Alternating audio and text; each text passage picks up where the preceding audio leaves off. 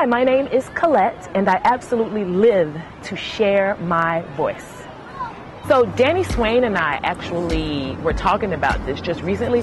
We have no idea how we met. Like, I mean, we know it's the fact that we both were living in Columbia, young people doing music, but how we in fact got together, I think it's just that I had heard some of his tracks and I probably just emailed him, I think. But like, I wish I could say to you, I know exactly the track that I heard. It was the 15th of September, like, but it was just organic. And that's how it is with us. It just flows. Like, I don't have that energy, that relationship with anybody else in music at this point in my career. We did the song together entitled Live Your Life, which was on my first album, and the energy was great. So we were like, let's keep doing songs together. So I ended up doing 2 songs with him for his record that was just recently released on OK Player Records.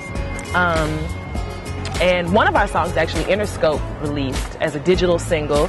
That song was called Keep Your Head to the Sky, and it ended up being on his current album Payback, which is a release, a physical release on OK Player Records. We're planning on doing an EP together, just us 2 on every track, because he also, of course, is an MC, crazy with the MC skills. So look out for that in the near future.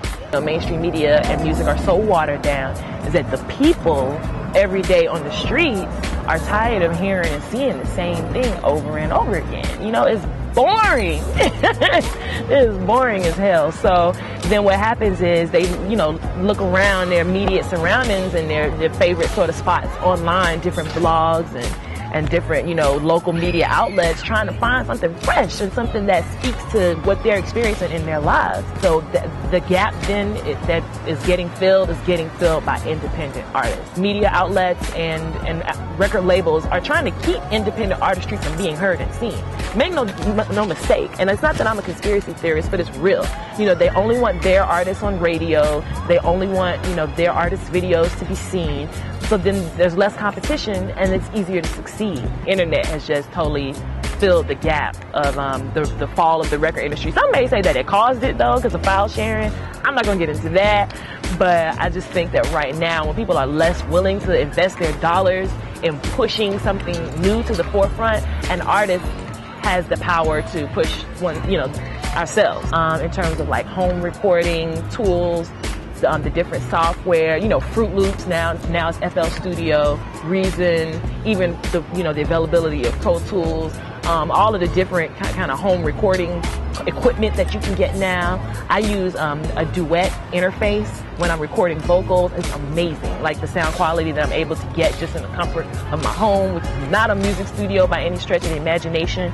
I think all of that too has made it like a lot easier for artists to be able to create quality product. And then now the internet has become the tool now to get it out there. Technology and then, you know, internet, social media, web has really made it possible for independent music to even continue to exist.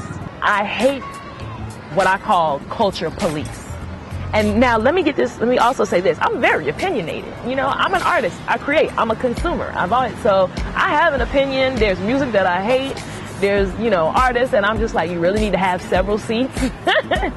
But at the same time, I would never be one to say that music shouldn't be heard. There's always going to be something, some new art form or some new sound that's going to piss people off.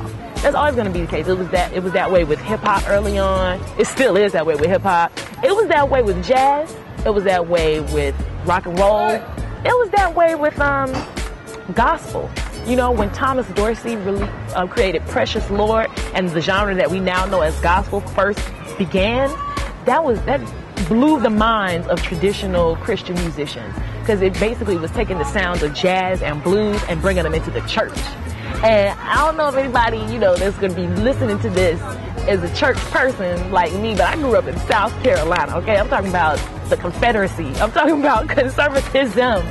And so to bring the sounds of like honky-tonk jazz and blues into the church was like, oh my God, sacrilege, blasphemy. So, you know, what if at that time someone had said, you know, Thomas Dorsey should be arrested and shut down? We wouldn't have Precious Lord. Come on, Mahalia Jackson, you know. So the thing is, what I may find objectionable may in fact be something that's just moving the culture forward, and I'm just not there yet. So Juneteenth Revolution is what's happening for me, and just from all these other independent artists, I think it's just a time of freedom anyway, so I think it's fitting, and I just encourage everybody to just be persistent and be encouraged.